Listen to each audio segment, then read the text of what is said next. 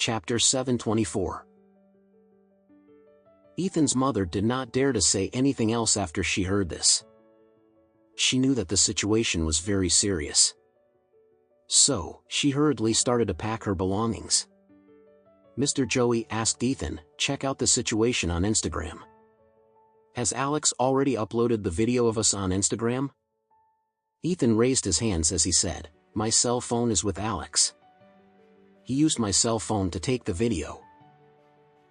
Damn it. Mr. Joey hurriedly took out his cell phone and threw it at Ethan as he said, "Hurry up and check out the situation on Instagram." Ethan took his father's cell phone in his hand before he started downloading the Instagram application on the cell phone. He scrolled through a few videos on Instagram and realized that there was no video of him doing a stand-up comedy with his father. Feeling a little relieved, he quickly told his father, "Alex probably has not posted the video on Instagram yet." "That's good." Mr. Joey nodded slightly before he said, "We should not delay this any further. Hurry up and pack. We leave in half an hour." After that, Mr. Joey told his wife, "Don't bring anything you cannot carry with you now. We can just give your mother a call after this and ask her to help us sell our remaining belongings for cash. After that, she should go to the money exchange so that she can exchange some of our money to another currency. After all, I don't think we will be using the same currency in Indonesia." His wife nodded quickly before she said, "All right, then. I will call her later. She has our spare key too." At this time, Andrew and the other bodyguards with broken arms were all heading back to the Orem Grand Hotel. Since all of them had broken arms, they could no longer drive.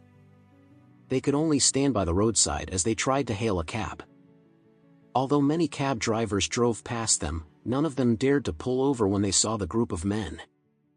Instead, they all quickly drove away. After all, these 6 men looked too scary. Each of them was bleeding profusely, and the most important thing was the fact that they had so many words engraved on their foreheads. This was completely terrifying and abnormal. As they were in a hurry, Andrew only managed to successfully hail a cab after he had offered to pay $20,000 to the driver for a journey that would have only cost them $20. After stopping the cab, the 6 of them tried to squeeze into the cab. At this time, the cab driver hurriedly asked, "Oh, I can only fit up to 6 people in my car including myself, the driver. Since there will be an extra passenger, you will have to hail another cab." Andrew replied angrily, "Damn it. Why are you talking so much nonsense? I am already giving you $20,000, so can't you just take another extra passenger?" When the driver heard Andrew's words, he had no choice but to agree to let all 6 of them squeeze into his car. "Well, if that is the case, the 5 of you sitting at the back seat will have no choice but to squeeze a little. Make sure you close the car door." The 5 passengers at the back squeezed desperately before finally managing to close the door behind them. Andrew got into the passenger seat before he said gloomily, "Head to Orem Grand Hotel. Make sure you drive as fast as you can." The driver subconsciously asked, "The 6 of you are all heavily injured and bleeding. Why don't you head to the hospital first? If you continue talking any more nonsense, I will kill you." Andrew was very upset at this time. The driver quickly turned around as he continued to drive in shock.